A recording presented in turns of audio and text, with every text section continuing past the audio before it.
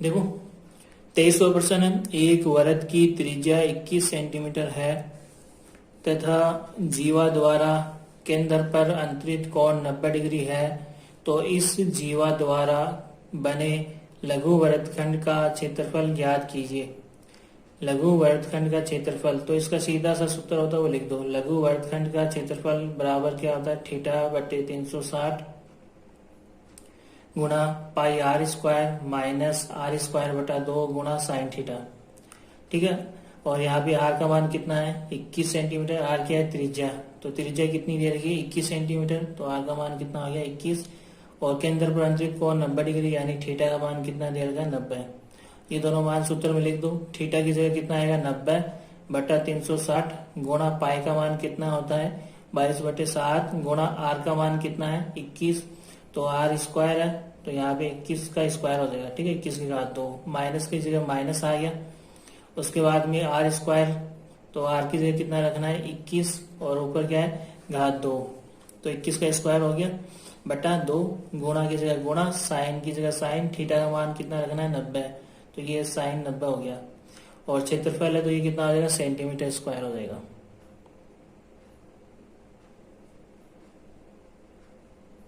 ठीक है, अब देखो यार 0 से 0 कट गया, 9 के पाड़े से 9 एक बार और 36 9 के पाड़े से कितनी बार 4 बार कट गया, तो ऊपर क्या बच रहा है 1 बट्टा में कितना बच रहा है 4 गुणा 22 बटे 7 गुणा 21 की घात 2 यानी 21 गुणा 21 माइनस की जगह माइनस 21 की घात 2 यानी 441। 21 का वर्ग करेंगे यानी 21 को 21 से गुणा करेंगे कितना है 441 बटा 2 गुणा साइन 90 का मान कितना होता है 1। ठीक है, और ये इकाई चल रही है आगे सेंटीमीटर स्क्वायर। ठीक है, उसके बाद में देखो 7 के पाड़े से 21 कितनी बार कट गया 3 बार, 22 2 के पाड़े से कितनी बार कटा 11 बार, और 4 2 के पाड़े से कितनी बार कटा 2 बार। तो 11 को 1 से गुणा किया 11 गुणा 3 गुणा 21 बट्टा में कितना है 2, माइनस की जगह माइनस आ गया। 441 को 1 से गुणा करेंगे कितना आएगा 441 बट्टा में कितना है 2, और ये इकाई चल रही क्षेत्रफल की सेंटीमीटर स्क्वायर। 11 गुणा 3 गुणा 21 गुणा करेंगे कितना आएगा 693 बट्टा में कितना है 2, माइनस की जगह माइनस, और ये सेम टू सेम 441 बटा 2, और ये इकाई चल रही सेंटीमीटर स्क्वायर। दोनों का लघुत्तम लेंगे तो कितना आ रहा है 2 आएगा, 2 में 2 का भाग देंगे 1 को 693 से गुणा करेंगे कितना आएगा 693। ठीक है, उसके बाद में देखो 2 में 2 का भाग देंगे कितना आएगा 1 को 441 से गुणा करेंगे कितना आएगा 441, और आगे क्या चल रही है क्षेत्रफल की इकाई सेंटीमीटर स्क्वायर। 693 में से 441 घटाएंगे कितना हो जाएगा 252, और बट्टा में कितना है 2, और ये क्या चल रही है क्षेत्रफल की इकाई सेंटीमीटर स्क्वायर। 252 में 2 का भाग देंगे कितना आएगा 126 सेंटीमीटर स्क्वायर, और ये हमें ज्ञात करना था। ये क्या है लघु वर्गखंड का क्षेत्रफल। ठीक है, ये आंसर हो गया। 24वां प्रश्न है, एक धातु का गोला जिसकी त्रिज्या 9 सेंटीमीटर है को पिघलाकर 3 सेंटीमीटर त्रिज्या और 6 सेंटीमीटर ऊंचाई के कितने बेलन बनाए जा सकते हैं। तो माना कि बनाए गए बेलनों की संख्या कितनी है n है। ठीक है, उस गोले को पिघला के कितने बेलन बना रहे हैं n बेलन बना रहे हैं। तो होगा क्या कि उस गोले का आयतन किसके बराबर होगा, उन n बेलन के आयतन के बराबर होगा। ठीक है, n बेलन के आयतन, n गुणा एक बेलन का आयतन बराबर क्या होगा गोले का आयतन। क्यों होगा, क्योंकि गोले को पिघलाकर ही उसके मटेरियल से हम क्या बना रहे हैं बेलन बना रहे हैं। कितने बेलन बना रहे हैं n बेलन, तो n बेलन का आयतन किसके बराबर हो जाएगा गोले के आयतन के बराबर हो जाएगा। ठीक है, तो इनका अगर सूत्र लिखूं तो n की जगह n, और बेलन का आयतन क्या होता है पाई आर स्क्वायर एच। यहाँ पे r बेलन में भी आएगी और गोले में भी आएगी, तो बेलन की त्रिज्या को मैं क्या मान लेता हूँ r1 और गोले की त्रिज्या को मैं क्या मान लेता हूँ r2। तो बेलन का आयतन क्या होगा पाई r1 का स्क्वायर गुणा h बराबर गोले का आयतन क्या होता है 4/3 पाई r2 का क्यूब। ठीक है, अब जो मान हमें चाहिए वो यहाँ पे दे रखा है।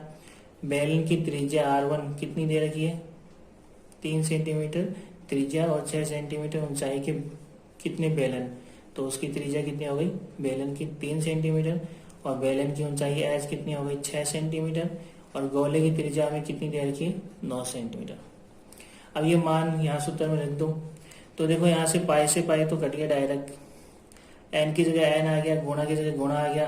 R1 का मान यानी बेलन की त्रिज्या कितनी है 3 है और यहाँ पे क्या है R1 का स्क्वायर है, R1 की घात 2 है। तो इस 3 कितनी बार लिखूंगा 2 बार, 3 गुणा 3 गुणा एच का मान कितना है 6, ठीक है, ऊंचाई कितनी है 6, बराबर की जगह बराबर आ गया 4/3।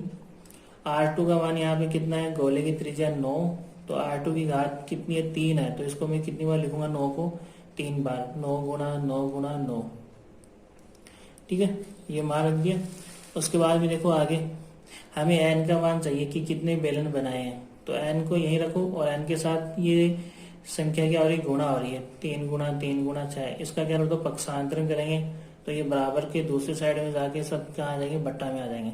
तो देखो 4 गुणा 9 गुणा 9 गुणा 9, ये तो पहले से था 4 गुणा 9 गुणा 9 गुणा 9, बट्टा में 3 था 3 आ गया। अब इधर से पक्षांतर करने के बाद में 3 गुणा 6, तो ये पक्षांतर करने के बाद में कहाँ आएगा बट्टा में 3 गुणा 6, ठीक है। जो कट रहा है उनको काट दो। देखो 3 के पाड़े से 9 कट रहा है कितनी बार 3 बार, 3 के पाड़े से 9 कट रहा है कितनी बार 3 बार, 3 के पाड़े से 9 कट रहा है कितनी बार 3 बार, ठीक है। और ये 3 के पाड़े से 6 कितनी बार कट रहा है 2 बार, और इस 2 के पाड़े से 4 कितनी बार कट रहा है 2 बार। तो ऊपर क्या बच रहा है 2 गुणा 3 गुणा 3, तो 2 गुणा 3 गुणा 3 बराबर के लेफ्ट साइड में क्या है n, इनको गुणा करूंगा 3 को 3 से 9 और 9 को 2 से गुणा करूंगा 18, तो n का मान कितना आ गया 18, ठीक है। अतः हम क्या कह सकते हैं गोले को पिघलाकर बनाए गए बेलनों की संख्या कितनी होगी 18 होगी, ठीक है। देखो 25वां प्रश्न है, प्रायिकता का है। एक थैले में 5 सफेद 2 लाल व 3 काली गेंदें हैं। इस थैले में से एक गेंद यादृच्छिक है यानी देखे बगैर निकाली जाती है। इसकी क्या प्रायिकता है कि निकाली गई गेंद डैश होगी। तो डैश की जगह यहाँ पे क्या आएगा सफेद या फिर लाल या फिर काली गेंद। निकाली गई गेंद सफेद होगी तो उसकी क्या प्रायिकता है, और निकाली गई गेंद अगर लाल है तो उसकी क्या प्रायिकता है, और अगर निकाली गई गेंद काली है तो उसकी क्या प्रायिकता है। 3 प्रश्न है। तो पहला प्रश्न देखो, जब निकाली गई गेंद क्या हो सफेद हो, निकाली गई गेंद का सफेद होना, तो उसको हम क्या मान लेंगे घटना ई, और घटना ई हम उसी को मानते हैं जिसकी प्रायिकता हमें ज्ञात करनी होती है। तो हमें किसकी प्रायिकता ज्ञात करनी है, पहले में निकाली गई गेंद का सफेद होना, ठीक है, ये सफेद गेंद का आना। तो मान लिया घटना ई क्या होगी निकाली गई गेंद का सफेद होना, और उस घटना ई के अनुकूल परिणाम कितने होंगे 5, क्योंकि उस थैले में सफेद गेंद कितनी है 5, तो अनुकूल परिणाम कितने हो गए 5, और कुल संभव परिणाम कितने हो जाएंगे 10, क्योंकि उस थैले में कुल गेंदें कितनी है 10 है, जिसमें से 5 सफेद है और 2 लाल गेंद है और 3 काली गेंद है, ठीक है। 5 सफेद 2 लाल और 3 काली गेंद है। तो ये हो गए। अब सूत्र लिख लो कि ई बराबर घटना ई के अनुकूल परिणाम बटा कुल संभव परिणाम। तो ई के अनुकूल परिणाम कितने हो गए 5 और कुल संभव परिणाम कितने हो गए 10, और ये दोनों किसके पाड़े से घट रहे हैं 5 के पाड़े से घट रहा है, 5 एकम 5 और 5 दूनी 10, तो पी बराबर कितना हो गया 1/2, ठीक है। तो यहाँ पे पी का मतलब क्या है, ई का मतलब सफेद गेंद का होना या आना, और बी का मतलब प्रायिकता, तो सफेद गेंद आने की प्रायिकता, ठीक है। उसके बाद में देखो दूसरा प्रश्न ये था जब निकाली गई गेंद क्या हो लाल हो, ठीक है। तो मान लेंगे हम माना कि घटना ई बराबर लाल गेंद का आना, ठीक है। घटना ई किसको मानते हैं, जिसकी प्रायिकता पूछते हैं उसी को हम ई मानते हैं। तो ई बराबर क्या आ गया लाल गेंद का आना या लाल गेंद का सिलेक्ट होना। तो इस घटना ई के अनुकूल परिणाम कितने हो जाएंगे, तो लाल गेंद अब कितनी है थैले में 2, तो घटना ई के अनुकूल परिणाम 2, और कुल संभव परिणाम कितने होंगे, थैले में गेंद कितने अभी 10 है, जिसमें से 5 सफेद है 2 लाल है और 3 काली गेंद है, ठीक है। उसके बाद ये सूत्र लिख लो पीई बराबर घटना ई के अनुकूल परिणाम बटा कुल संभव परिणाम। इस सूत्र में मान रख दो, घटना ई के अनुकूल परिणाम कितने हो गए 2 और कुल संभव परिणाम कितने हो गए 10। दोनों किसके पाड़े से कट रहे हैं, 2 के पाड़े से, 2 एकम 2, 2 पंजो 10। तो पी बराबर क्या हो गया 1/5। ये हो गई लाल गेंद की प्रायिकता। ठीक है। उसके बाद में देखो तीसरा, जब निकाली गई गेंद क्या हो, काली हो, तो मान लेंगे माना कि घटना ई बराबर क्या हो गया, काली गेंद का आना। ठीक है, क्योंकि हमें किसकी प्रायिकता निकालनी है, काली गेंद की प्रायिकता। तो इस घटना ई के अनुकूल परिणाम कितने हो जाएंगे, 3, क्योंकि उस थैले में काली गेंद कितनी है, 3 है। और कुल संभव परिणाम कितने होंगे, 10, क्योंकि उसमें कुल गेंदें कितनी है, 10 है, जिसमें से 5 सफेद है, 2 लाल गेंद है और 3 काली गेंद है। तो ये सूत्र लिख लो, पीई बराबर घटना ई के अनुकूल परिणाम बटा कुल संभव परिणाम। घटना ई के अनुकूल परिणाम कितने हो गए, 3, और कुल संभव परिणाम कितने हो गए, 10। तो ये हो गया पीई बराबर 3/10, यानी घटना है ई की प्रायिकता। और ई क्या है यहाँ पे, काली गेंद का आना। तो काली गेंद की आने की प्रायिकता कितनी होगी, 3/10। ठीक है, ध्यान से।